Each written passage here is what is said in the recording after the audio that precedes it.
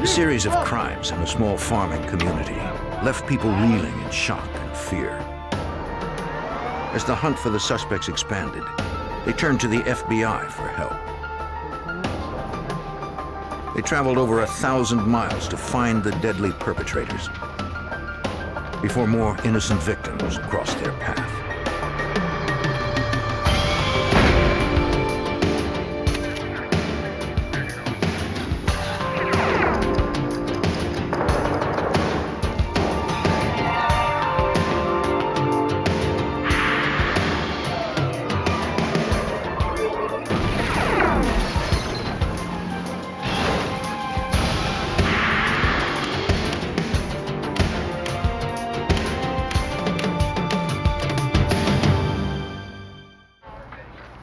In June of 1997, a crime wave swept Iowa like a tornado. It left a trail of robbery, kidnapping, and murder in its wake. And then it moved on. No one knew where. I'm Jim Kallstrom, former head of the FBI's New York office. The FBI committed its resources to tracking down the suspects. By the time they were identified, they already had a 12-hour lead. The pursuit would take the FBI across 6 states in their efforts to catch the killers.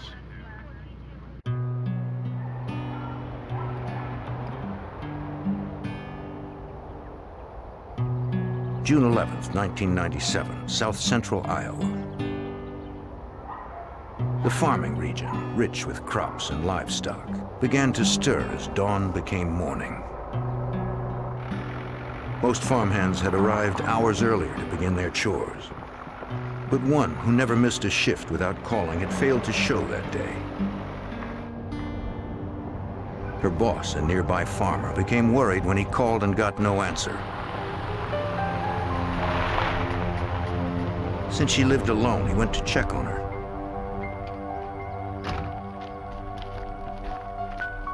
He noticed her pickup truck wasn't there, and the front door was ajar.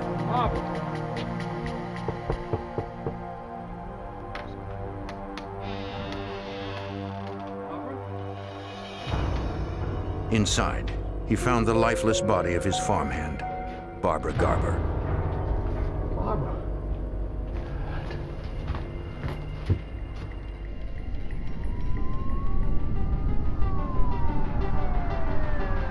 Mahaska County Sheriff's Chief Deputy Paul DeGeest responded to the 911 alert. In 20 years of law enforcement, I've been involved with about 5 or 6 homicides. So it's not something that happens a whole lot in Oskaloosa, Iowa, or Mahaska County. When we went into the living room, we observed Barb Garber's body. She was sitting upright, fully clothed in a chair. She was leaning over to the left side, and there was blood coming from her head. The sheriff called specialists from the Iowa Division of Criminal Investigation to process the scene. The middle-aged woman had been shot 4 times at close range while she sat in the chair. Technicians recovered .22 caliber shell casings close to the victim. At her feet, they found her half-eaten breakfast. The absence of defensive wounds on the body indicated the farmhand had put up no struggle, according to Iowa Special Agent Michael Barrier. The house did not appear to have any forced entry. It looked like someone had just entered the house, either been let in or had gotten in without having to break in.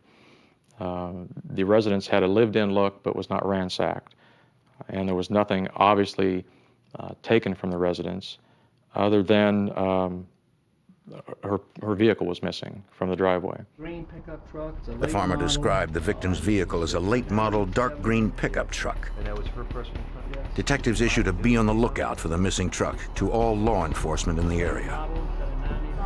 Vehicle, a station wagon. As you were coming down this road? Yeah, coming along this road here. Investigators spoke to her closest neighbor, who lived a quarter-mile down the road. She had noticed something earlier that day when she was on her way to work in the pre-dawn hours. All the way down there. She saw an unfamiliar blue hatchback or station wagon backing out of Mrs. Garber's driveway. but she didn't see who was inside, and she didn't get the license plate. This vehicle was described as a older, not in very good shape, station wagon type vehicle, blue in color. The vehicle was not a vehicle that had been seen at the Garber residence before and was not really associated with the Garber residence, and so we felt that it may be, and probably was, a suspect vehicle. As police were talking to the neighbor, an alert came across the police radio. What you got? Okay, I'll be en route. A bank 5 miles away in the hamlet of Gibson had just been robbed. Deputies from 2 counties responded.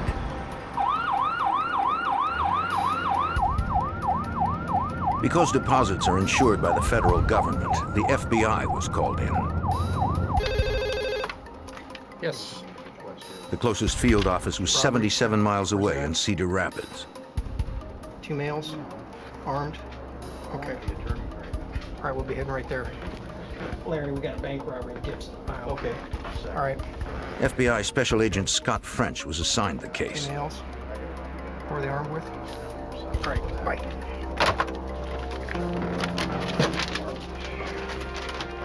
The small savings bank in Gibson had just opened for business for the first time that day to the town's population of 70. Down south here. Right there. It has 1 paved road to the community of Gibson. The rest of the area is surrounded by farmland with a few gravel roads leading away from the community. It would take Agent French over an hour to get there.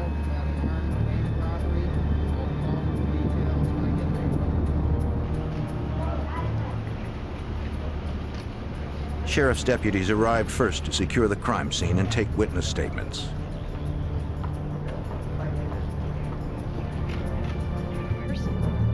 Bank employees told investigators that the robbery had occurred at about 10 a.m. Right. They had no customers at the time, and there was no guard on duty. Only a teller and the manager were inside when the robbery took place. All right, get your hands up! Hands 2 armed robbers wearing dark ski masks, gloves, and brown coveralls burst into the bank. One held a shotgun while the other carried a handgun. Pick that money up, come on. The robbers scooped stacks of cash and banknotes into plastic trash bags. Come on, hurry up! Let's go! No, up against the wall! Go, go! They had gotten away with $65,000 in cash. Moving!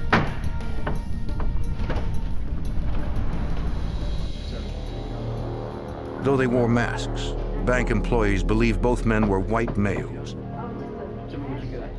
The Gibson Savings Bank did not have any security system. That is, no video cameras, no film to have recorded the robbery. This makes it difficult for investigators to have some evidence other than witness statements. Investigators found only one person who had seen anything, a 10-year-old girl. If you had to guess, what kind of car would you say it is? She told agents that she'd been riding her bike across the street when the robbery occurred. 2 men in ski masks holding bags had jumped out of a gray car and had run into the bank. She rode away before the men came out. The girl was either too young or too scared to get the license plate. Police put out an all-points bulletin alerting units to be on the lookout for a gray sedan as a possible getaway vehicle.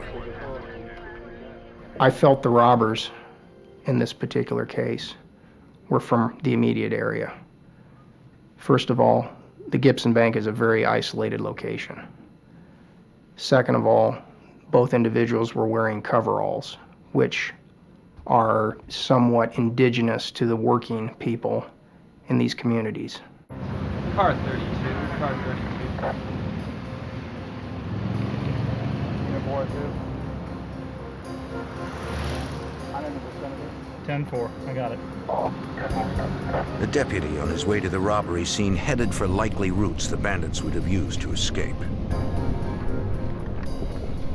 Central, I'm going to check this out. We have a car matching the description. 2.5 miles from the bank, he noticed a gray sedan, apparently abandoned in the middle of a farm field. No one was in sight. He checked the car and radioed in the license plate number. It was registered to a teenager by the name of Island Schultz, who lived nearby. He thought it was extremely unusual that this vehicle would be sitting where it was. And knowing that they were only just a couple of miles away, he drove to their house. Iowa communities are tight-knit, and the officer happened to know the Schultz family. At the teenager's home, he got no response. The deputy found the front door unlocked. Island?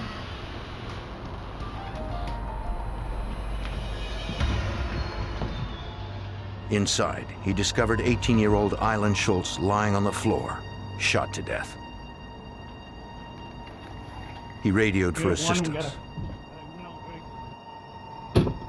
Mahaska County Chief Deputy Paul DeGeest felt strongly that this second homicide was likely related to both the first murder and the bank heist. We're relatively sure in our own minds that these were all connected. They were in a 5-mile radius of each other.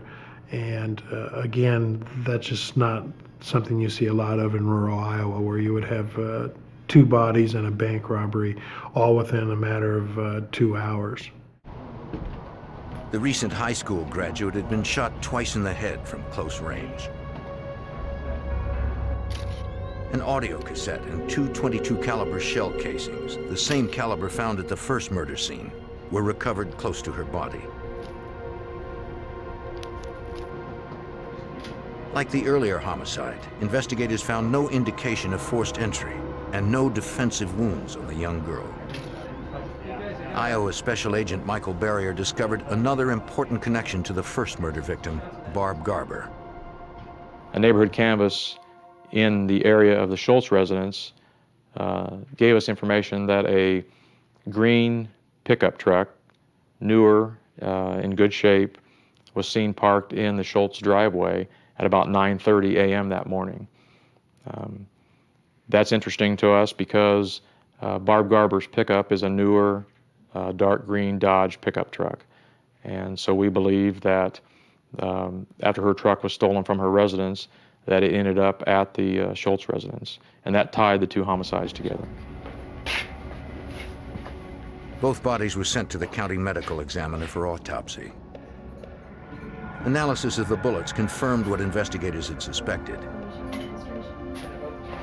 Each victim had been killed with the same weapon, a .22 caliber semi-automatic pistol.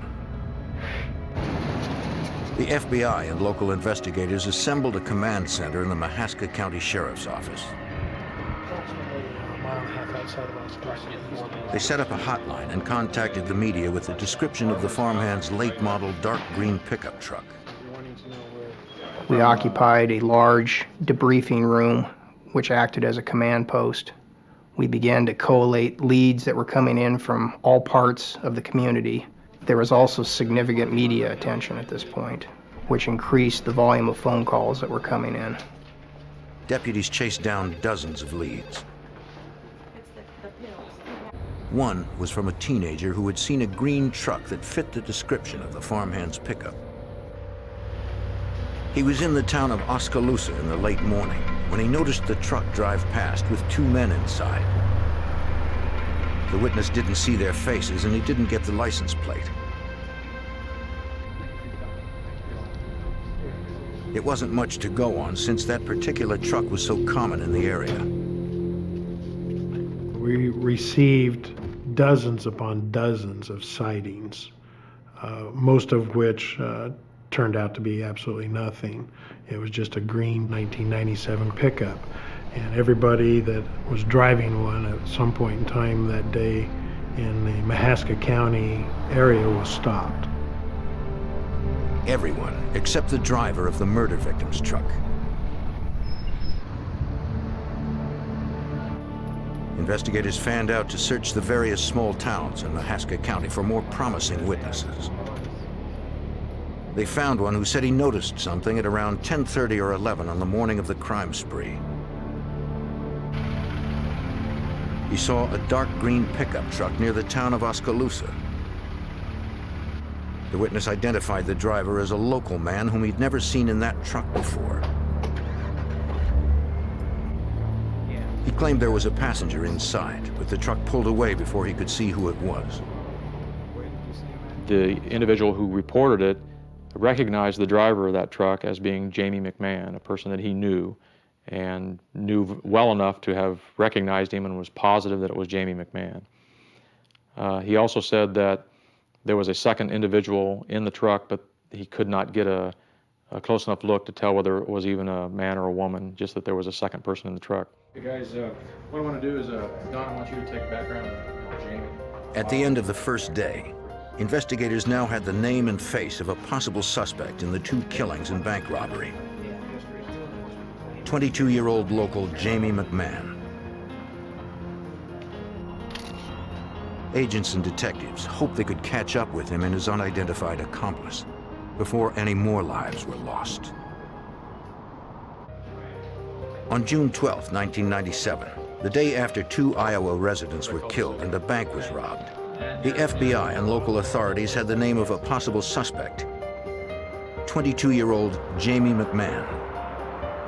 McMahon was last seen driving a green pickup that fit the description of the missing vehicle owned by one of the murdered women. Investigators believe that an unidentified passenger traveling with him may be an accomplice. Special Agent Michael Barrier of the Iowa Department of Criminal Investigation learned that Jamie McMahon's last known address was at his parents' home in Oskaloosa, Iowa. His parents were concerned to hear from Agent Barrier because they hadn't seen their son since the crimes had occurred. When we spoke to friends and family about Jamie McMahon, we found that he had been a good kid, hard worker, but that in the past few months prior to these crimes, his personality had changed somewhat, that he began to lose weight, that he had stopped working, and that it just appeared that he was having problems. You mind if I Investigators arrived at McMahon's home to search the house and find out more from his parents. This won't take long. Provide help. Over the past several weeks, McMahon had been spending a lot of time with his 18-year-old stepbrother, Christopher Kaufman. Kaufman lived close by, but the two had different sets of friends and normally didn't see each other much.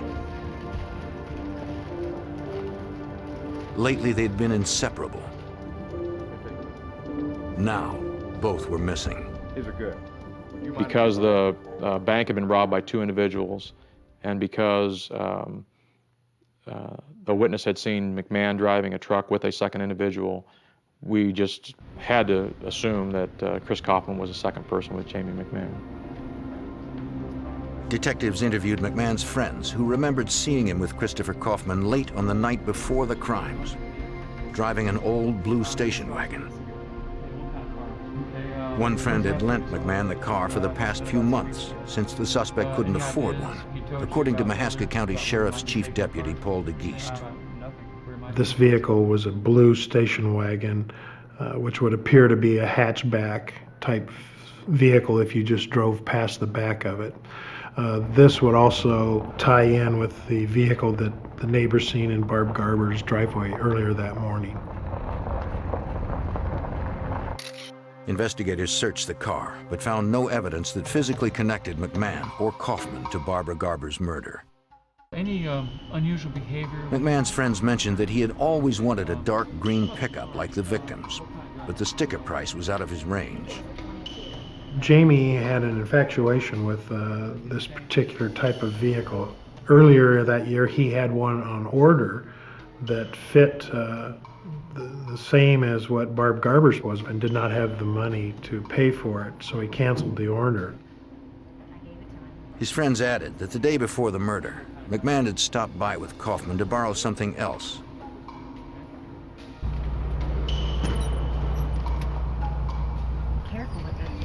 A .22 caliber semi-automatic handgun that he claimed he was going to use to shoot stray cats.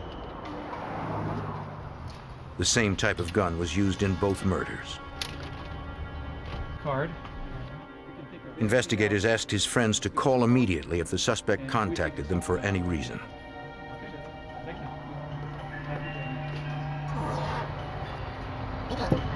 Authorities learned from several other friends that the suspected murderer had recently been abusing the drug methamphetamine. FBI Special Agent Scott French was concerned about McMahon's mental state, since the illegal drug is an addictive stimulant. Abusers of methamphetamine suffer a variety of side effects, one of which is they can be awake for several days. Second is they have loss of appetite. But of a greater concern to law enforcement is they have significantly clouded judgment. They become increasingly paranoid, and they may be easily agitated. A widespread manhunt was launched for the stepbrothers in the dark green pickup truck that was still missing. 5:30, the neighborhood canvas revealed that a small blue car was seen at the Garber residence. Agents and police also notified additional law enforcement agencies and media outlets throughout the Midwest. Warrants for murder and unlawful flight to avoid prosecution were issued for McMahon and Kaufman. Initially, we felt that they had left the state, and we could only speculate as to where. Most of investigators there felt very strongly that they were probably headed for Mexico. Investigators revisited the homes of the pair's friends and family, figuring they would try to contact them. We're going to put a recording device into the phone. McMahon's ex-girlfriend gave the FBI permission to install a phone tap and recorder. Okay. Figure out where he's at. If McMahon called, agents would be ready to trace his location. As the manhunt for McMahon and Kaufman continued, a call came into the task force office. Two sets of local parents reported that their teenage daughters were missing. The high school girls, 16 and 17, had not been home since the previous evening. They were best friends and were always together. With two killers on the loose, the parents feared for the girls' lives. Investigators discovered that McMahon and Kaufman had been partying with several girls at a motel in Oskaloosa the night before the crime spree. Okay, thanks.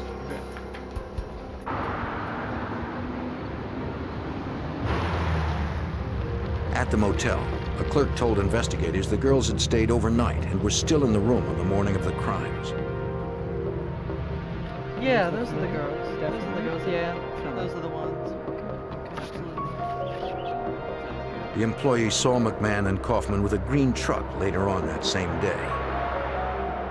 She said the two girls left with the stepbrothers.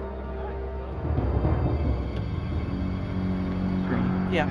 Investigators issued another nationwide bulletin that the fugitives McMahon and Kaufman were last seen in Iowa traveling with two teenage girls. We were concerned for the safety of the girls. I believed at the time that if Jamie McMahon was willing to kill someone he knew, that the girls may be in danger. Investigators responded to a promising tip that came into the hotline. McMahon and Kaufman had been spotted at a trailer several miles away from their family home. Investigators had no way of knowing if they were still armed, high on methamphetamine, or if the teenage girls were still with them. Not wanting to take any chances and not knowing their mental state, we had the FBI SWAT team come in. Basically, we surrounded the cabin and came in from several different directions. Heavily armed agents hoped for the best, but were prepared for the worst. Officers yelled for McMahon and Kaufman to come out. There was no reply. The police team stormed in, ready to use deadly force. In June of 1997, the FBI and Iowa investigators stormed a trailer in a remote field on the second day of a nationwide manhunt for 22-year-old Jamie McMahon and his 18-year-old stepbrother, Chris Kaufman. The pair were suspected in 2 murders and robbing $65,000 from a bank. 2 missing teenage girls were believed to be with them.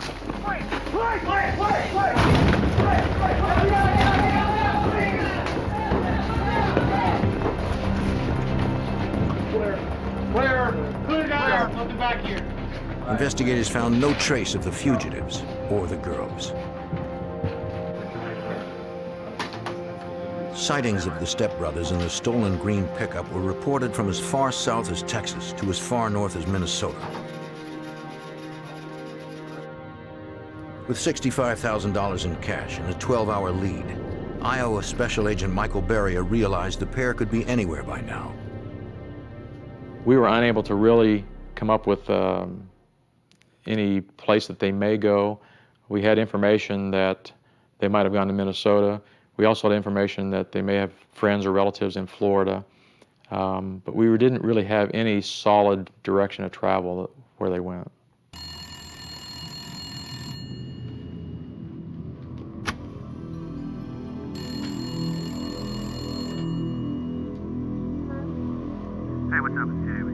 After 7 days of searching, the FBI got the call they'd been hoping for.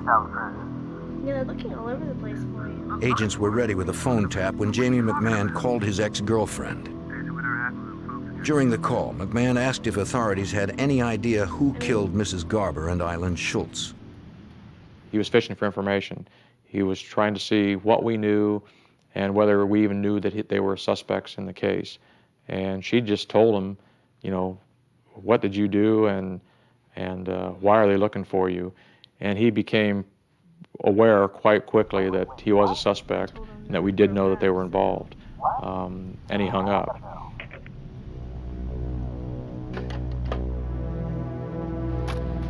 The agent called his supervisor at the Mahaska County Command Center. FBI Special Agent Scott French learned McMahon had been on the phone long enough to trace his call.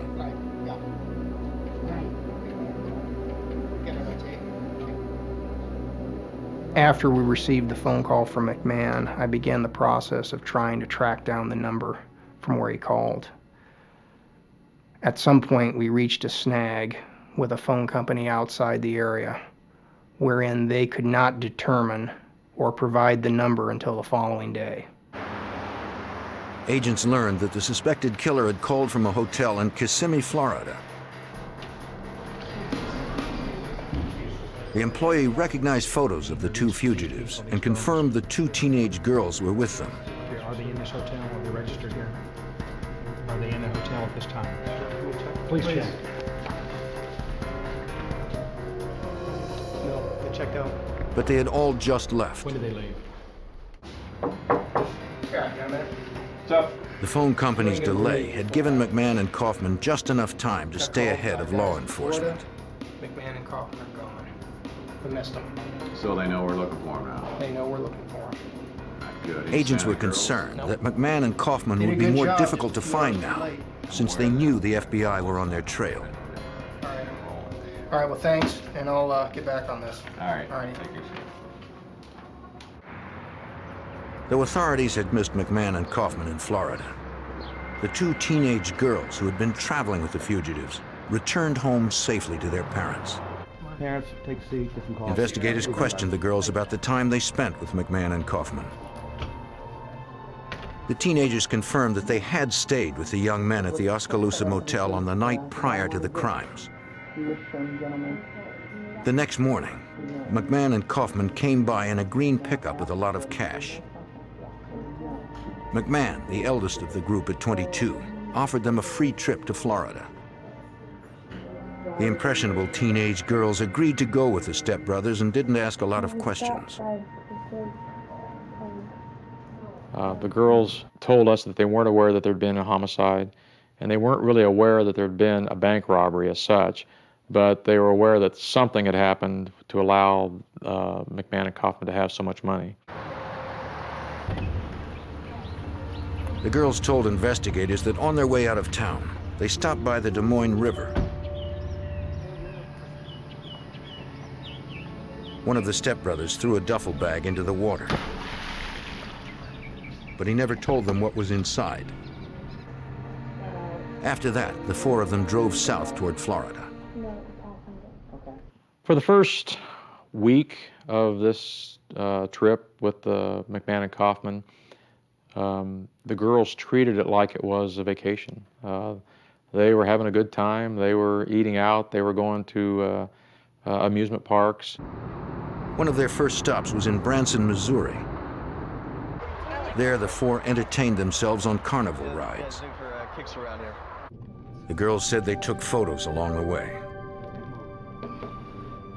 They had with them a couple of Instamatic cameras, and we took those cameras and had the film developed, and we had photographs of McMahon and Kaufman, and one picture in particular is of Chris Kaufman sitting in Barb Garber's pickup truck.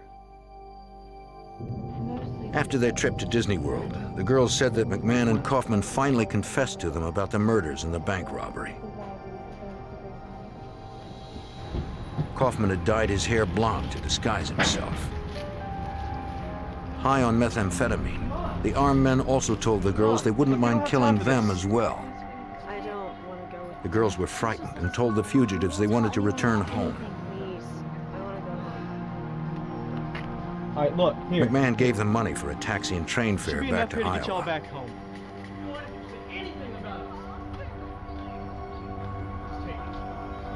They told investigators they had no idea where the stepbrothers were headed. Well, they didn't say where they were going. They just gave us money and we left. Investigators concluded the girls were not involved since they remained at the Oskaloosa Motel when the crimes had occurred. They released the teenagers into their parents' custody without filing charges.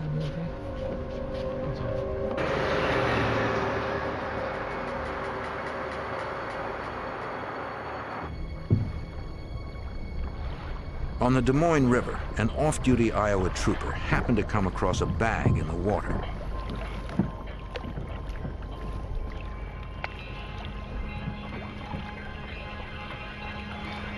He opened it to find a pair of black ski masks and brown coveralls.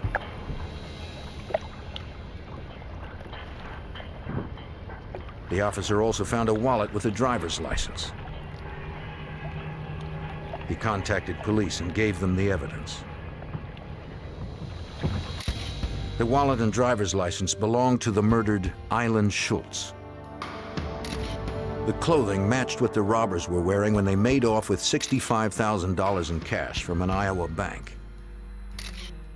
Jamie McMahon and Christopher Kaufman remained the prime suspects, and they were still out there, armed and strung out. On June 30th, 1997, 19 days after the search for McMahon and Kaufman began, a call came into the Escambia County Sheriff's Department in Florida. A motorist in Pensacola wanted to talk to police. Everybody involved in this that you can, okay?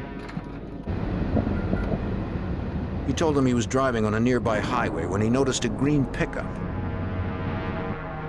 The night before, he had seen a story about the manhunt for McMahon and Kaufman on television. The truck seemed to fit the description of the fugitive's vehicle. The motorist pulled alongside to get a closer look. He thought the driver looked exactly like the man featured on the show. The truck also had Iowa tags. The motorist pulled off and phoned police. South, east, and west of the The Escambia County Sheriff's Department realized the motorist's description of the truck matched the one Iowa authorities were looking for. Iowa authorities wanted to be sure this wasn't just another false lead. It seemed promising, since the suspected murderers were last seen in Florida. They confirmed the license number and sent photos of the stepbrothers to the sheriffs in Pensacola. That's the same guy I'm thinking of. Iowa investigators alerted them to use caution, since the fugitive pair were considered armed and dangerous.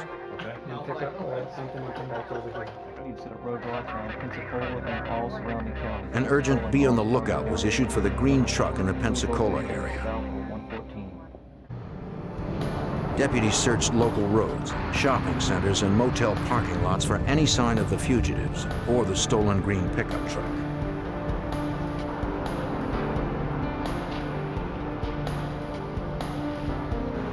In the parking lot of a local motel, two officers spotted a green pickup truck. Motel residents usually park close to their room entrance, but this vehicle was obscured near the back behind a fence. Its Iowa license plate and description checked out. It was the murder victim's stolen truck from Iowa. Authorities had no time to lose if they hoped to bring in the fugitives before they eluded them once again. At a Pensacola, Florida motel, authorities had finally located the stolen pickup truck driven by Jamie McMahon and Christopher Kaufman, stepbrothers suspected of 2 murders and a bank robbery in Iowa. Escambia County deputies needed to confirm if the armed fugitives were staying there. I didn't know if you've seen these gentlemen today, people, man. Yes. The motel clerk recognized the photos of McMahon and Kaufman, but she added that there was a 3rd man in their room. She gave deputies the room number. Possibly a hostage situation. Police told her the motel had to be evacuated. Yes, no problem. Okay, I'll go with you. Fearing that the stepbrothers had possibly taken a hostage, deputies called in a hostage negotiating team. We know they've killed 2 already. Escambia County Sheriff Sergeant Jerry Cox was in charge. We want to establish a command post in this area. That's where we're going. We knew they were armed. We knew that they were murder suspects. We knew they were bank robbers. They were seriously violent criminal individuals. So we got the call out. Our SWAT team and crisis negotiators got the call out, and we responded to the motel. The motel was evacuated.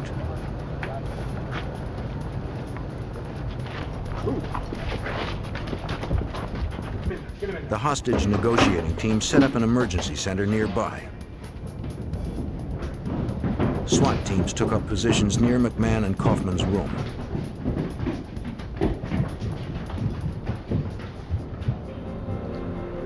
Snipers set up on a nearby roof.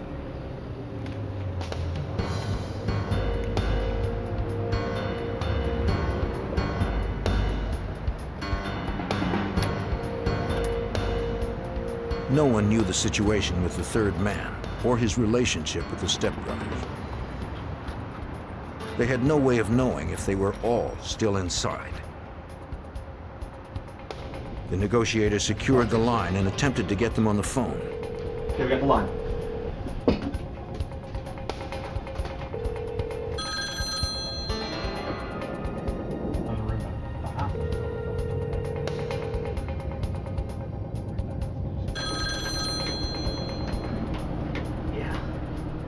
From the man's tone of voice, the negotiator believed he was likely a hostage.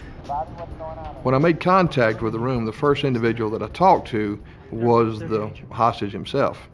He gave me a false name, and I began to try to talk to him a little bit, knowing that was not the correct name, of course, and try to find out what his situation was, what his physical condition was, and what the situation was in the room. The man said he had just met the fugitives hitchhiking and stayed with them to party for a while. The stepbrothers had been awake for almost 4 days, high on meth, and now they were finally crashing. There's no way. They'll shoot. The man had since become aware they were murder suspects and that they were still armed. He was absolutely frightened out of his mind. He did not know what to do, and he knew that they were willing to take life. They had made statements to him that they would not be taken alive, and therefore he was afraid to make any moves because of what they might do to him. Bobby? The negotiator tried to convince him to leave the room, that the rescue team would be at the door when he emerged. While the man considered what to do, McMahon woke up. All night. Well, yeah, one of them's getting up. But it's the cops, man. You guys gotta let me out of here. One of my major concerns was the fact that they were known drug users and had been partying for a number of days. When people are under the influence of drugs or alcohol, when it comes to negotiations, one of the things you have to be aware of is how those chemicals can alter a person's personality and alter their reactions. They might be extremely aggressive. Due to their 3-week drug binge, it became clear to the negotiator that the fugitives were not thinking clearly, if at all. What are you talking to the cops for? Calm down, man. Whoa, calm down. Here. His first concern was to get the 3rd man out safely without more bloodshed. Authorities were all too aware that the situation could turn violent quickly. Paramount in my mind was the fact that if they killed 2 already, and both those murders, based on my information, were cold-blooded, calculated murders with no thought given whatsoever to the consequences, that they could easily do that again. Hold on. Let's shoot everybody. Calm down. Just sit down. Calm down, man. Just hold on. No, man. Put that away. Put that away, man. Who is this? Chill. For? Calm down, man. Just hold on. Sharpshooters stood at the ready. The negotiator tried to convince them to let the man out of the room before someone else was killed. Shouldn't have done that, man. Man, what do you want? He's one of us. There's no, I'm out. No way, man. He's gonna walk out? There's no way. All right, fine. He don't mean nothing crap to us. Let the hostage go. Man, Chris, let him go. Man. After 2 hours, the armed men finally allowed him to leave unharmed. Here, put your hands on top of your head. Come towards me. Come towards me. Come towards me.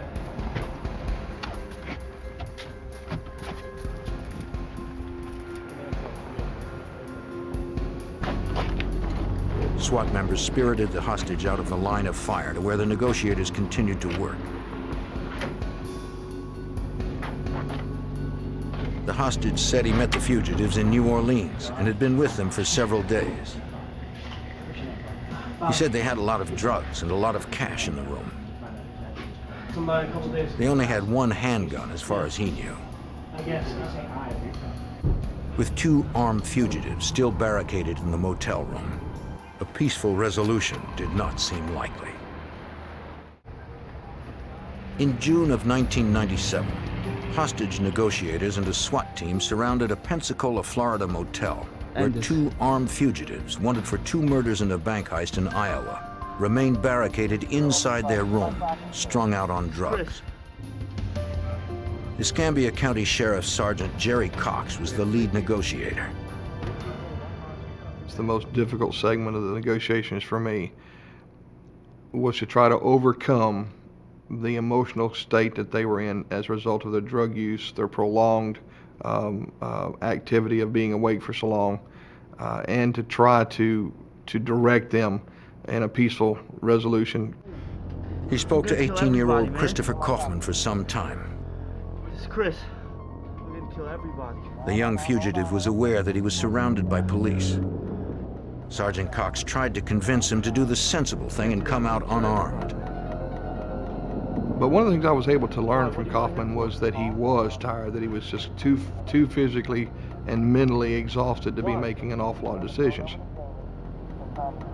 Worn out, Kaufman passed the phone to his 22-year-old stepbrother, Jamie McMahon. Hello? What? The negotiator noticed that McMahon seemed more lucid, more mature than his younger brother. He used it as a hook to separate the 2. So I told him, I said, it's obvious to me that you're the one who's running the show in there.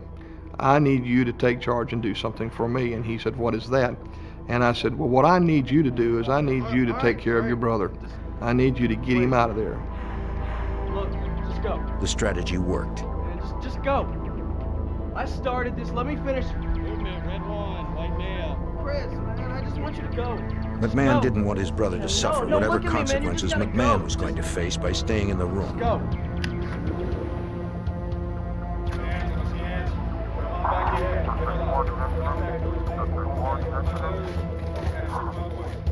SWAT members secured Christopher Kaufman. Now, only his stepbrother remained. McMahon teetered between indecision and despair. He knew his options were limited. The 22-year-old began to weigh life in prison versus suicide. I heard what sounded to me like a weapon being charged.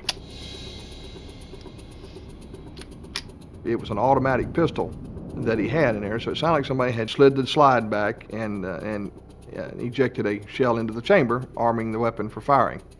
Gave me some concern. I passed that information on to our commanders and our SWAT team. McMahon's judgment was clouded. You there? He didn't want to spend the rest of his life behind bars. No, man. Confused and desperate, he looked to the negotiator for guidance. And the thing that seemed to work the most was constantly reminding him that as long as he was alive, he had some hope. He had a chance. Once he was dead, there was no chance. and that in Iowa there was no death penalty. He had an awful lot of years ahead of him to figure this out. McMahon relented to the negotiators' insight.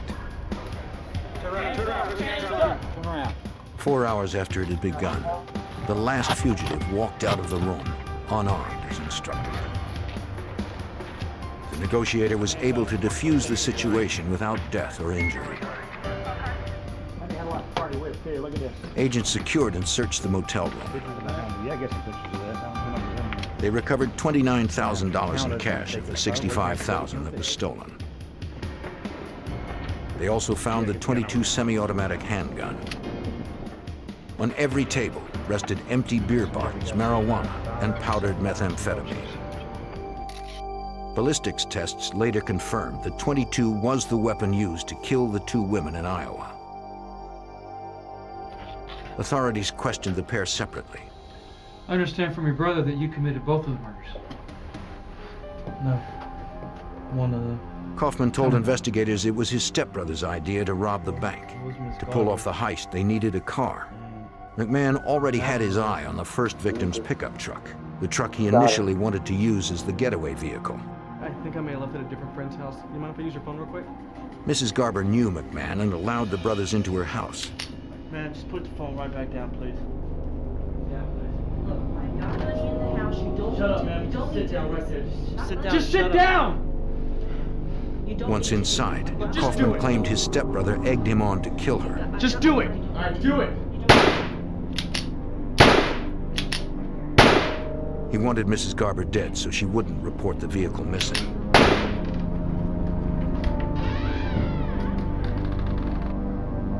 Kaufman said he shot Barbara Garber twice, then again to make sure she was dead. Since McMahon loved her truck so much, he wanted to keep it and steal a different vehicle to use in the robbery. McMahon decided to try another friend of his, Eileen Schultz. Hey. You remember my brother Chris, right? Hey, we're completely out of gas, so can we borrow some money? Sure, no problem. Come on in. We got some. Like Mrs. Garber, their second victim let McMahon in along with Kaufman. The pair claimed they needed money for gas. She lent them $5. That's fine. For now. Yeah. As she bent over to put a music tape on, Kaufman told investigators his stepbrother shot her in the back of the head. To make sure she was dead, McMahon shot her again between the eyes. The stepbrothers took Schultz's car keys and wallet. Over the next 3 weeks, the pair spent $36,000 on hotels, prostitutes, and drugs before they were apprehended in Pensacola, Florida. Though Iowa had no death penalty, Jamie McMahon, 22, and Christopher Kaufman, 18, faced the federal death penalty for 2 carjackings resulting in death. They faced another federal charge for bank robbery. To avoid a death sentence, the stepbrothers pled guilty to all federal and state charges. Their convictions left many unanswered questions for the people of Iowa and Mahaska County Chief Deputy Paul DeGeest. These 2 guys were as common as any 2 boys next door. I can't explain why they would go to this extent to get a vehicle and to go on vacation or just to impress a couple of girls. It's just crazy. You'd never guess that they would be the 2 type of individuals to do that, knowing their parents, knowing their backgrounds. I mean, it just didn't make sense. Jamie McMahon serves the rest of his life in Leavenworth, Kansas. Christopher Kaufman serves his time in solitary confinement in the tough Supermax federal prison in Florence, Colorado.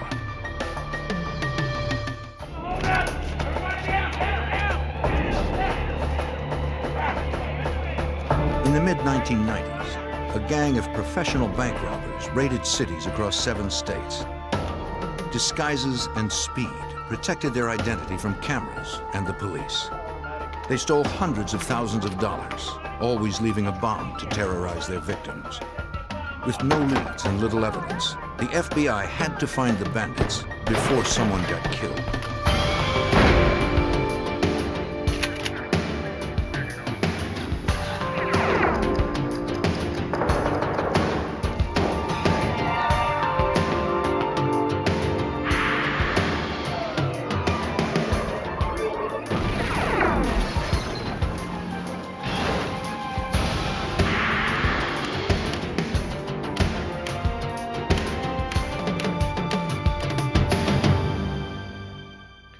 Across the Midwest, a band of armed robbers struck banks at the rate of nearly one per month.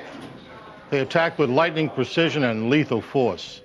They were in and out in 5 minutes. I'm Jim Kallstrom, former head of the FBI's New York office.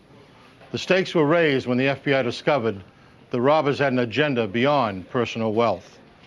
To stop these violent extremists, the FBI need to capture their terrorist leaders.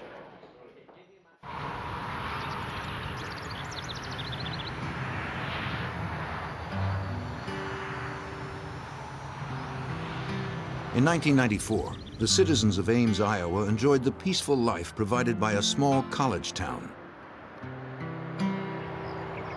Many newcomers had moved to Ames because of the area's low crime rate.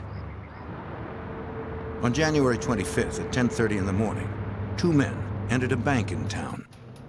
All right, this is a robbery! Everybody down on the floor! Down, down, down on the ground! Down, get on the floor! They wore ski masks and held semi-automatic pistols.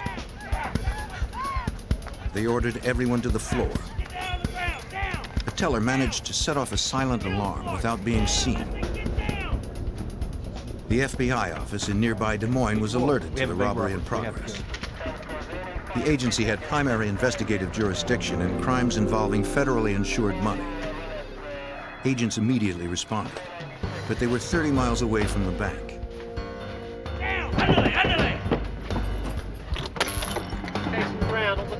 The bandits quickly emptied the cash drawers.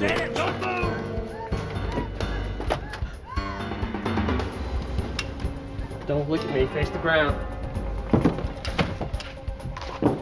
One of them pulled out what appeared to be a bomb. He warned that no one should move for 5 minutes or it would explode.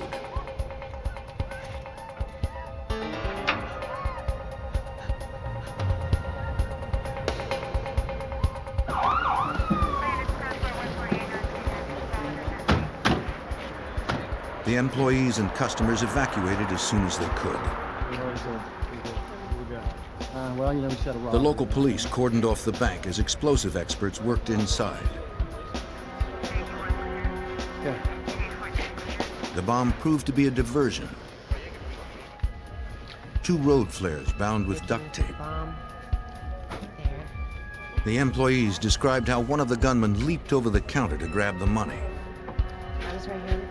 They grabbed thousands in cash and were in and out of the bank in less than 5 minutes.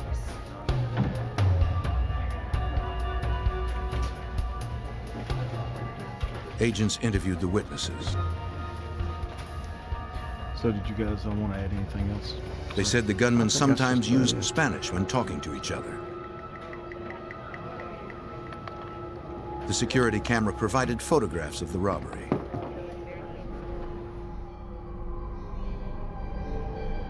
Ski masks effectively hid the faces of the assailants. But investigators had images of their disguises and their weapons. 9mm semi-automatics. Because the perpetrators wore gloves, they did not leave any fingerprints. Detectives used electrostatic tape to recover a footprint from the counter. The precautions taken by the bandits had effectively obscured their identities. Special Agent Ken Moore of the Des Moines, Iowa FBI field office was immediately concerned that they were dealing with dangerous professionals. Now, most bank robbers try to enter banks as quietly as possible, go up to one teller counter and proceed to rob the bank, and then leave as quietly as they can. These individuals came in very violently, fast. Agent Moore wanted to apprehend the suspects as quickly as he could. But the FBI had nothing of value to lead to their identity.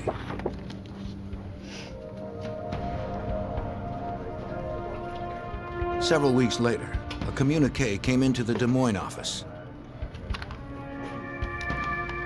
It alerted area FBI of a February 15th bank robbery in Davenport, Iowa. Agents contacted the Davenport office to see if the incident might be related. Hello? Yes, well, I think we were... The agent described 2 gunmen wearing ski masks and black overcoats that had invaded a Davenport bank. The thieves used the same Spanish phrases as the Des Moines bandits. They also hopped over the counter to empty the cash drawers. There was one significant difference. This time, the bandits left a real explosive, a pipe bomb instead of a fake. Fortunately, the detonator was missing. Disarming it had slowed down the investigation. What that device does is it requires more manpower that could be out conducting an active investigation. Instead, they're at the bank making sure things are safe. Investigators believed that the similarities between the incidents were more than coincidental. After the Davenport bank robbery, we realized that the same individuals were responsible for both bank robberies. This was our first connection to possible serial bank robbers. Okay. See you later. Have a good night.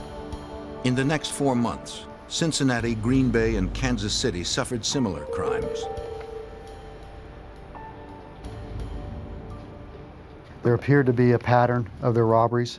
There appeared to be 2 regions where they were robbing banks, the Midwest region as well as the Ohio region. We were trying to logically connect those 2 regions and why banks were being robbed that way. The robberies occurred between 10 and 11 in the morning when banks were less populated. Each time, the bandits were out in less than 5 minutes, always leaving an inert bomb as they fled. The wide geographic spread of targets made their next moves impossible to predict. I'll get back with you if The FBI needed to find some evidence that would lead to the suspects. On June 8, 1994, the bandits hit a bank in Springdale, Ohio.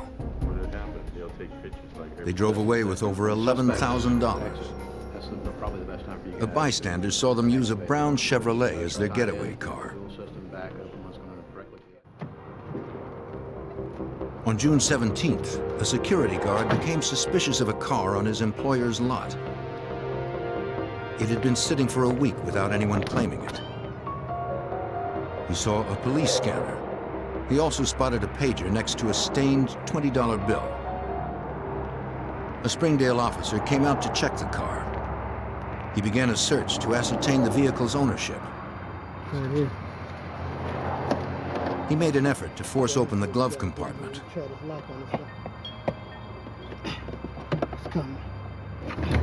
A grenade tumbled out. The hand grenade turned out to be another inert explosive, but its presence linked the car to the bank robbery. Agents used the car's serial numbers to track down the dealership where it had been sold. They talked to the salesman who had handled the deal. The sale had been made less than 2 weeks earlier, but he couldn't give a description of the buyer. The dead ends left investigators feeling the pressure. We were becoming frustrated because the escalation of violence seemed to have been increasing. They were more brazen, were brandishing firearms, scaring bank employees. They were scaring customers, leaving behind booby traps. So we were very frustrated and we were concerned.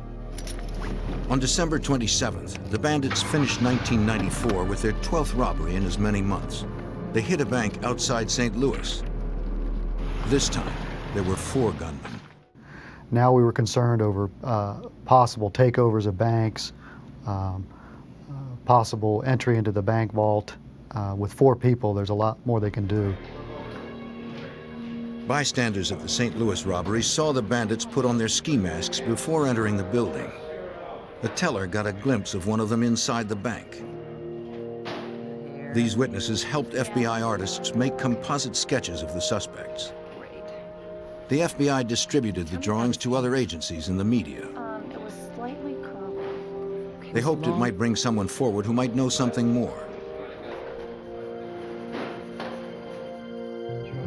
The television and news reports generated hundreds of calls into the FBI offices.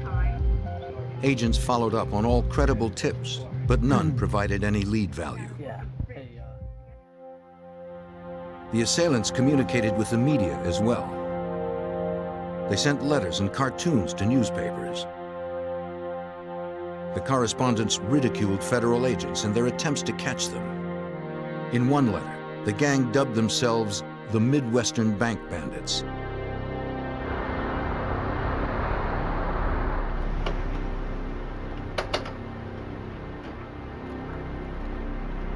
The bandits sent another message to authorities in one of their getaway cars.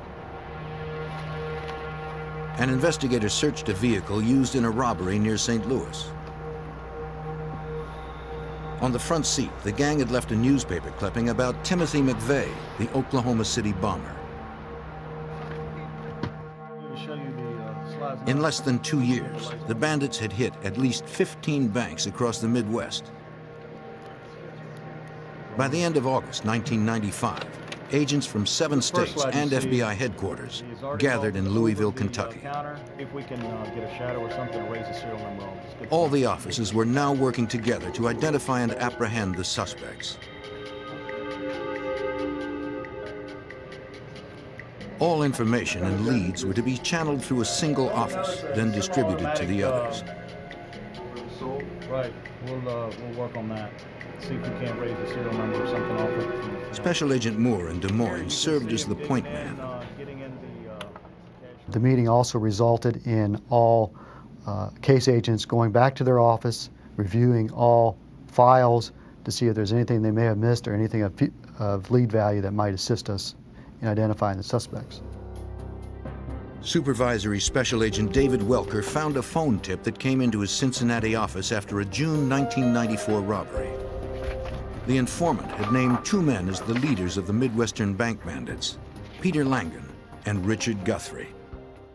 Well, you determined at the time that they had criminal backgrounds, that as we set out our leads, that they had been arrested in Georgia for the robbery of a Pizza Hut. And then we found also at the time that the U.S. Secret Service had looked at Langen as a result of threats made to the president. At the arrest, police seized semi-automatic guns and grenades, weapons similar to those used by the bank bandits. The suspects served a brief prison sentence before being released.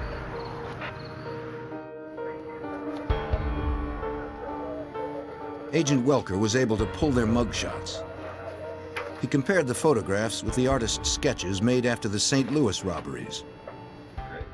And they were so close then that it was phenomenal. It appeared that the composite artist used these photographs to draw the composite drawings. That's how close they were. Agents now had names for the gunmen. In pursuing them, the FBI was about to uncover a far more deadly plot than bank robbery.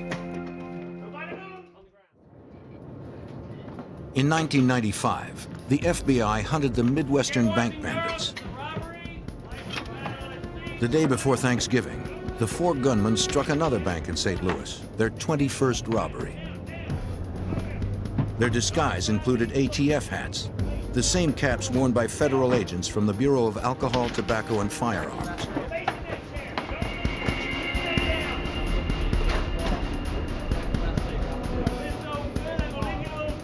They also left their signature pipe bomb.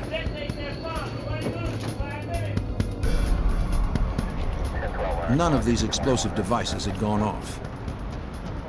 They had either been inert or lacking detonators. By now, agents knew how to defuse the bombs themselves. They weren't going to let the ruse slow the investigation down anymore. Supervisory Special Agent David Welker of the Cincinnati office had names for 2 of the bandits. But Peter Langen and Richard Guthrie were living underground, surfacing only when they struck another bank. Clearly, we've identified the right people. We're trying to develop as much information about these people and their contacts as possible. But the best part about it is we have leads to follow. In the intervening months, the informant who had provided the names had moved from Ohio. The first set of robberies to tear gas canister. Special Agent Ed Woods of the Cincinnati FBI field office tracked the informant to Georgia, where he lived with his new wife and child. This fella had been an associate of Langan and Guthrie in the past, had removed himself from that lifestyle and was starting a new life for himself. And I think he was ready to put all that behind him. So when I interviewed him, he cooperated fully. I need to ask you a few questions. The informant had met Langan in 1991 at a white supremacist rally. The Bible says, "Thou shalt not covet thy neighbor's wife," and the black neighbor right on. They shared similar beliefs about race and government.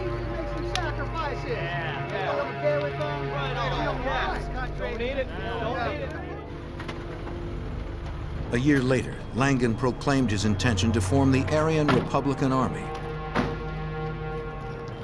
It was going to start a revolution against Washington and its federal agencies like the FBI and ATF. It's your tax money they're taking. Langan had been inspired by the Order, an established terrorist group. I mean, you know what I'm saying? You're breaking your back. You know what I'm saying? The Order had financed their racist agenda by robbing $4 million from banks and armored cars. Hey, how's it going? That evening, Langan introduced Guthrie as his compatriot. Explain all about that. Yeah, definitely so. 2 months before the first bank robbery, they asked the informant to become a member of the Aryan Army. Well, I've got some stuff here. I think that He declined to join the new gang, we can certainly use some of it. Yeah. Here. but he did agree to pitch in.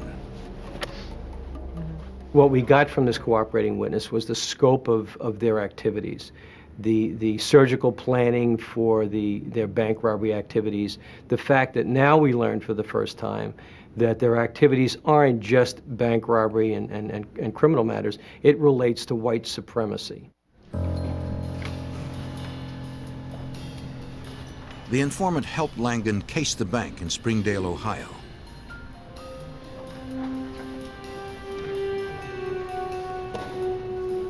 But before that June 1994 robbery, the informant had a change of heart and cut himself off from the bandits. Concert sometimes, things like that. He had participated enough to be charged as an I'm gonna need you accomplice. to help as we go on here. The FBI promised not to prosecute him if he assisted. That'll be for right now. They were ready I to make a appreciate it. deal to capture Langan and Guthrie. Once we determined that they had broken off other white supremacist organizations to form their own, it certainly ratcheted the investigation up just another notch. Agent Welker suspected it was only a matter of time before the Midwestern bank bandits turned their racial prejudice into violence. The gang was back in Cincinnati, hitting another bank in December 1995. During their escape, one of the bandits bumped into a teenager. The gunman demanded her purse. She refused to comply.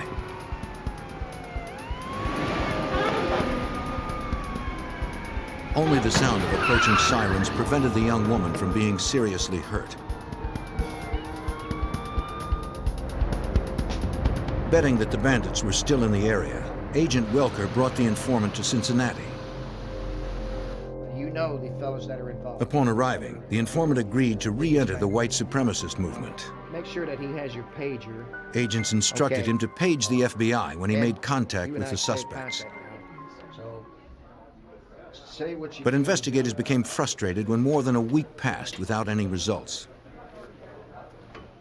Since he's been here for a week and a half and has provided no information at all and has arranged no meeting, has virtually done nothing, I was more than skeptical as to what this cooperating witness could do for us.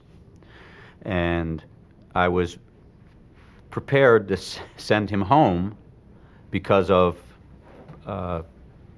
my disbelief at the time. At 2:30 in the morning of January 17th, 1996, the informant paged the FBI. The call roused investigators from sleep to a secret meeting. The informant claimed to have found Guthrie.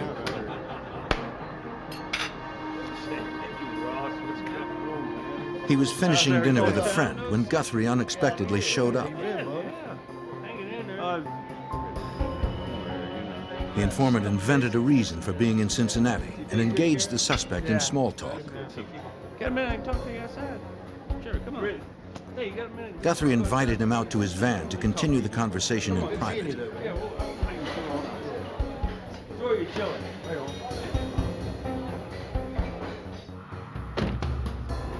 While they sat in the parking lot, the suspect asked his old friend to reconsider joining the gang. Some serious stuff here. You talking about a little bit. Guthrie showed off an assault rifle and a bag of armor-piercing bullets.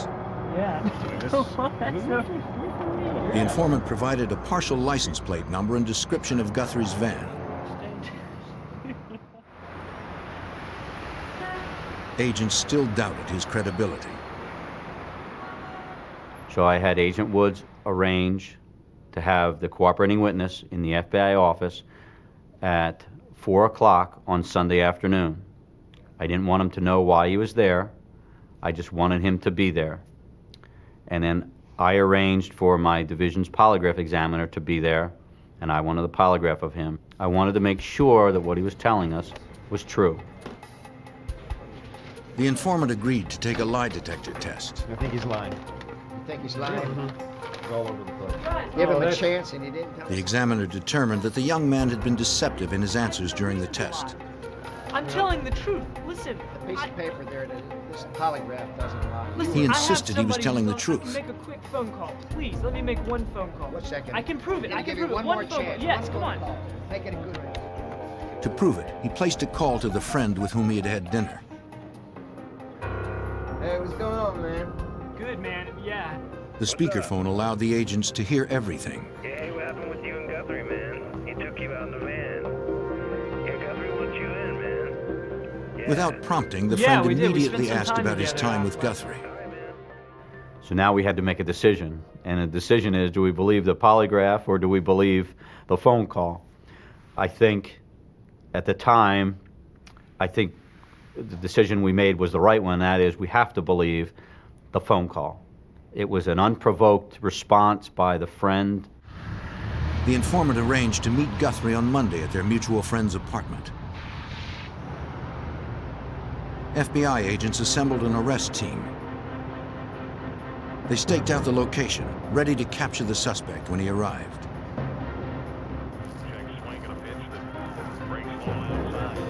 The informant waited inside the apartment. The friend did not know why the meeting had been arranged. Guthrie had promised to come sometime between 4 and 5 p.m. 5 o'clock came and went without the white supremacist arriving. The informant knew that more than his credibility was at stake. So was his cooperation agreement. If the FBI believed he had deceived them, they would turn him over to prosecutors for bank robbery. At 5:20, there was still no sign of Guthrie. It looked like the suspect would not show up. Outside, the arrest team grew impatient.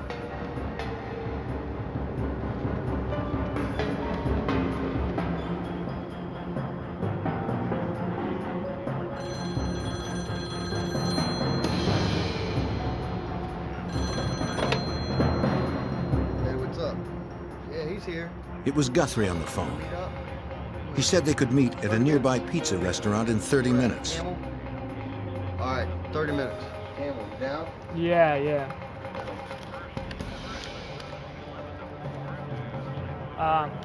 The informant needed to get word to the arrest team. He told his buddy he was going out for cigarettes.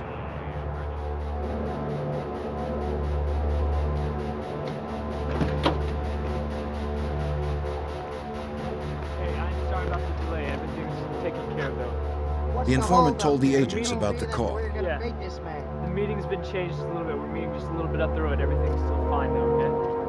I think he's telling us the truth. I hope he is.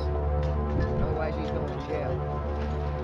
Okay, guys. They we got a alerted new the SWAT location. team to the new location. Several cars set out for the pizza parlor. The agents could not help but wonder if this was the location or just another diversion. Along the way, traffic separated the arrest team. one agent was passing a convenience store parking lot when he spotted Guthrie.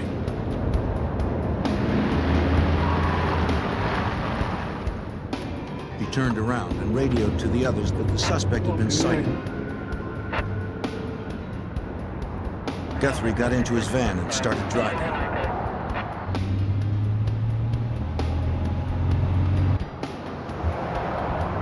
The agent stayed on the van's tail, hoping the rest of the team would catch up. He was alone, following a suspect considered highly dangerous. But he was determined not to let Richard Guthrie get away. In January 1996, the FBI pursued Richard Guthrie. The suspect was wanted for 22 bank robberies. An agent separated from the arrest team had spotted the suspect at a Cincinnati parking lot and began tailing his van. He reported by radio his progress to the others. You got him in a cul-de-sac. Where are you? Guthrie noticed that he was being followed. An informant had reported that he was armed with automatic weapons and armor-piercing bullets.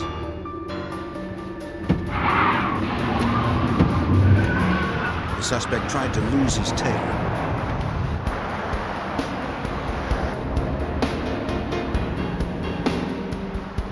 The arrest team caught up with the lone agent and joined the chase. Guthrie couldn't shake them. He unwittingly turned into a cul-de-sac.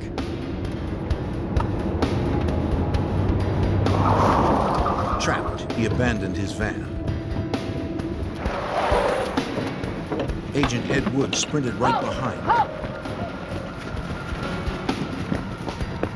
He caught up to the gunman.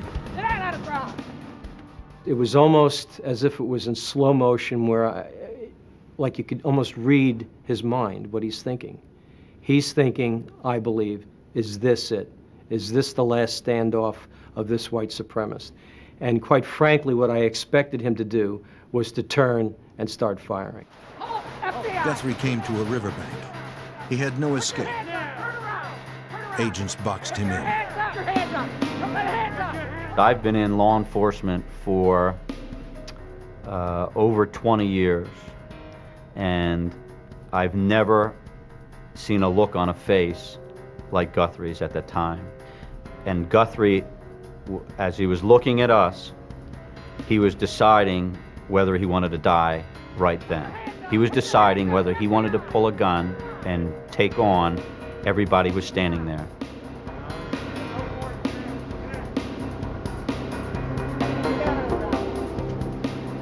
The suspect chose to live. He submitted to arrest. Catching him, it was a huge relief, and catching him to where there was no violence attached to the arrest was even a greater relief.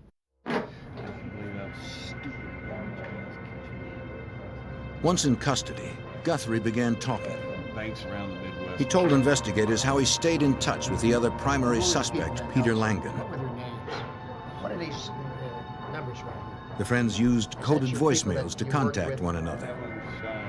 He handed over his pager and PIN number. Now, how about this one right here? He claimed his next meeting with Langan was to be in Indianapolis. John, did you get that?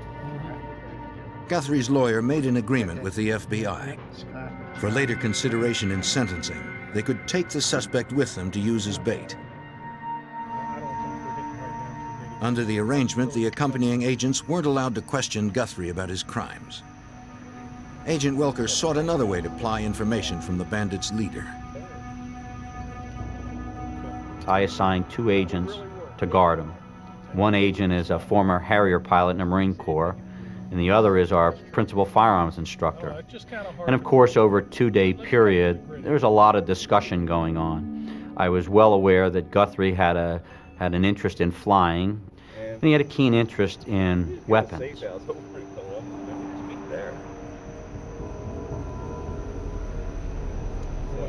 During the trip, the agents engaged Guthrie in long conversations about common interests. The congenial strategy worked. The assailant warmed up to his accompanying agents and began volunteering information on the robberies. Guthrie admitted that he had lied to investigators. His rendezvous was really supposed to take place in Columbus, Ohio, not Indianapolis, where the investigators had taken him. 2709 Control. He gave them the address of a safe house. Guthrie's giving us He some told them information. Langan was heavily armed. We need to get He would not come out without a fight. An FBI arrest team assembled the next morning in Columbus. Langan's van was parked next to the duplex Guthrie had described. The plan was to wait until the suspect exited his home and got into his van. Then as he pulled out, FBI cars would box him in. This would contain him and prevent a vehicular pursuit. All escape avenues were blocked off.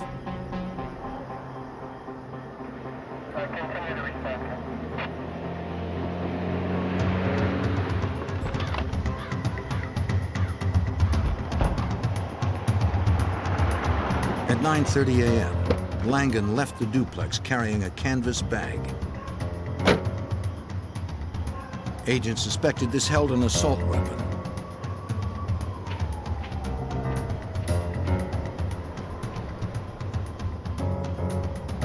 He got into his van, but failed to start the engine. Just sitting there. The arrest team waited for the word. Once he was observed getting into the van, the adrenaline for everyone there was flowing. Everyone knew something was going to happen. The suspect sat motionless. Agents didn't know if he was planning something. He seemed as if he anticipated the arrest. Finally, the signal went out to move in. Let's take him. Let's take him. In what agents thought was a suicide move, Langan had decided to put up a fight.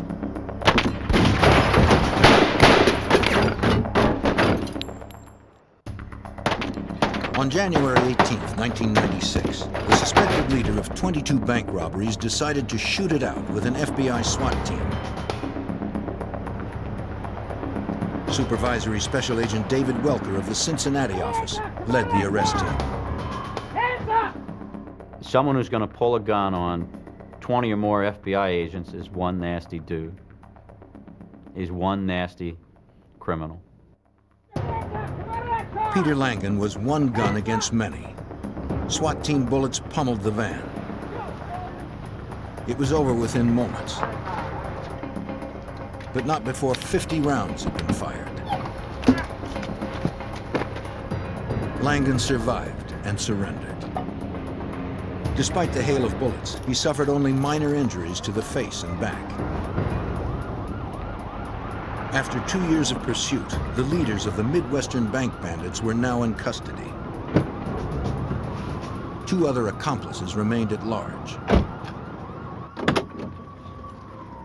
The van was filled with semi-automatic guns, ammunition, and grenades.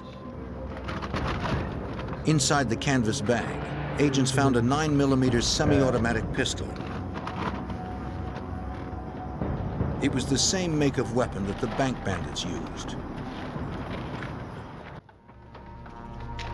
Evidence inside the duplex confirmed the bandits were more than a gang of thieves. The house contained an armory big enough to equip a small cadre of terrorists. Agents found ski masks, FBI hats, police uniforms, and false IDs from nearly every state of the Union. Books and literature detailed the gang's creed of militant hate. I'm Commander Pedro. Investigators discovered a tape among the propaganda. It targeted young white males for recruitment into the Aryan Republican Army. Today, we're preparing to take over the USA. Tomorrow, the world. Please have a seat. A Columbus bank teller had briefly glimpsed the face of one of the bandits 17 months earlier. See anybody that you recognize, please? Detectives gave her a photo lineup, hoping she could remember enough to make an ID. This gentleman here? Despite the intervening months, she picked out Langan from the array of similar-looking men. Bank and robbing it. I mean, While Langan refused to cooperate, Guthrie agreed to tell all he knew. I don't know. Agents debriefed him 10 hours a day for 10 straight days. And how many accomplices did you have? He could recall all the places, times, and dates. It took 99 pages to detail the 22 robberies. Cotton John, okay. But when it came to his at-large accomplices, Guthrie only knew their first names. The bank bandits had been assembled like an underground terrorist cell. Personal information on others was kept to a minimum to prevent capture. Guthrie could only offer that the man he knew only as Scott was involved in music. The man he knew as Kevin was the nephew of a police officer. Supervisor Special Agent. Both lived in the Philadelphia area. Yeah. The scanned information was forwarded to Pennsylvania. Special Agent Joe Hendrickson of the Philadelphia FBI field office was initially overwhelmed by the request. There was no hope of finding these people with that information. I sat back and had a cup of coffee, and then I said, well, I'll go contact the Philadelphia Police Department. And there's a possibility that maybe their personnel records indicate nephews, but I was in much doubt that that type of record existed, because I know that in my outfit, I did not list nieces and nephews in my personnel file.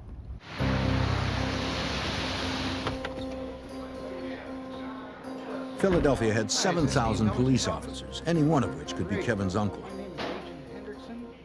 The search began at the intelligence division of the police department. An officer knew immediately who the FBI was looking for. The division had been keeping tabs on white supremacists in the area. Intelligence officers had kept them under surveillance for over a year. Officers often spotted them meeting on a farm belonging to Mark Thomas. Over the years, the Philadelphia Police Department had been taking down tags at various rallies and so forth.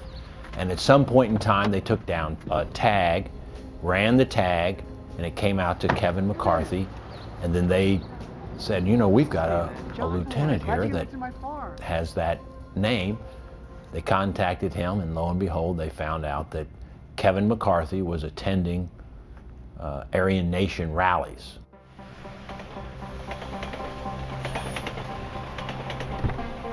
Hendrickson put a surveillance squad on Kevin McCarthy. They observed him repeatedly visiting a recording studio in Philadelphia. Agents noted the license numbers of the cars outside the business. They ran the plates for all the people going in and out. One of the vehicles belonged to a man named Scott Stediford.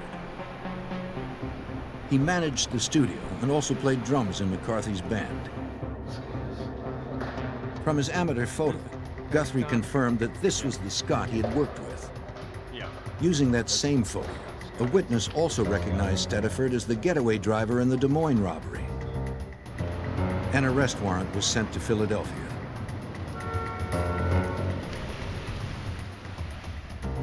The studio presented too many risks for officers to invade en force. Agents could not be sure who was inside and what weapons might be hidden. They didn't want another shootout. I'm writing it for my mom, actually, and these are the lyrics I came up with. And Two undercover agents posed as father and daughter. Yeah, Dad, does that work for now? The female agent asked Stediford about the cost of studio time. She claimed she wanted to record a song for her mother. Can you grab your guitar? As Stediford considered a quote, the undercover agents confirmed that he was alone and unarmed. FBI, free. Up. Okay, turn around. Up. You're under arrest. Turn around. Hands behind The agents drew on him. They placed him under arrest. Nothing to do with that. The FBI did not have an arrest warrant for Kevin McCarthy. They feared that he would run once he heard about Stediford's capture.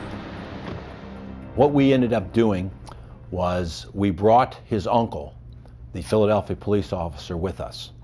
We felt that with his blood relative, the law enforcement presence, and the total set of circumstances, that we hoped that he would somehow be convinced that the thing to do would be to cooperate. The uncle entered the basement bedroom. He disarmed his sleeping nephew. The agent woke the young man. Kevin? Special Agent Henderson, FBI. Son? He began explaining that it was in McCarthy's best interest to cooperate with the FBI. Yes, okay. We kind of know what went on today. We know Only suspicion tied the young man to the crimes. Things are going to go a lot easier on you, all right? The agent needed a confession. You have something you want to give us? He showed McCarthy the 99-page admission made by Guthrie. And when he saw this report describing every bank robbery, what they did, where they went, he realized that we had all the information. He just didn't realize that we had no evidence. The young man was overwhelmed. He voluntarily turned over the weapon and clothing he used in the robberies. When he began to confess, his uncle stopped him and advised him to get a lawyer. With all the suspects now in custody, agents considered their investigation wrapped up. On July 3rd, 1996, Richard Guthrie pleaded guilty to 19 bank robberies. He agreed to testify against his accomplices. With his cooperation, prosecutors considered their case airtight.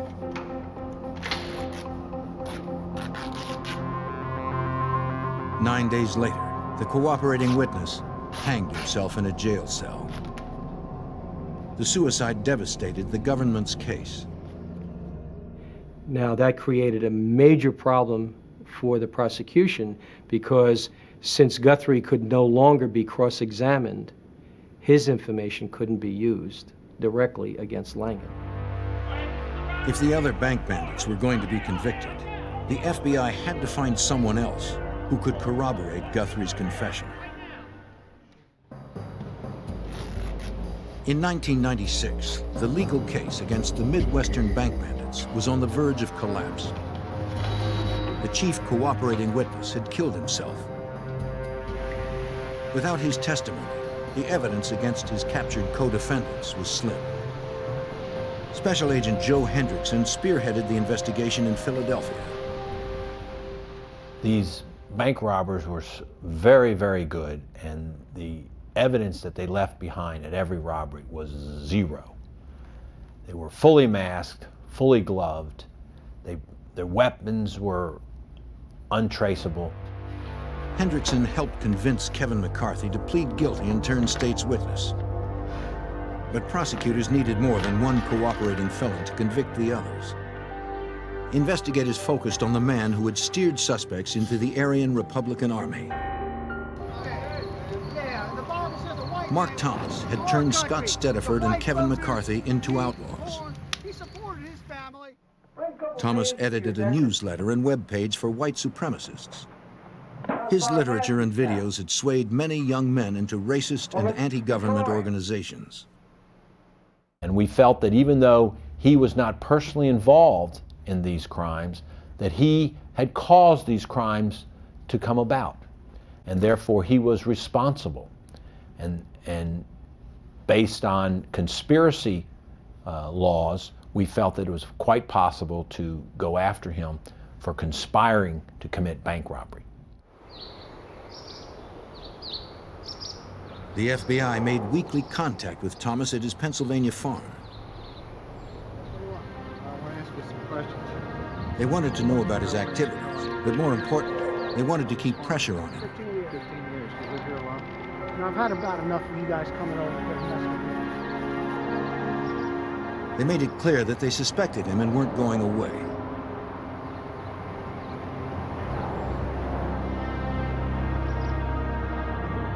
Cool. Kevin McCarthy told investigators that he and Scott Stediford had stayed at Thomas's home. life. He acted like a father figure to them and warned them of the coming race war.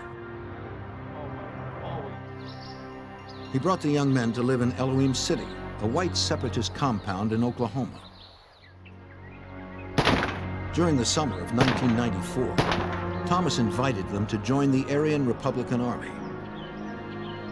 In mid-October, Scott Stediford agreed. He participated in his first bank robbery 2 weeks later.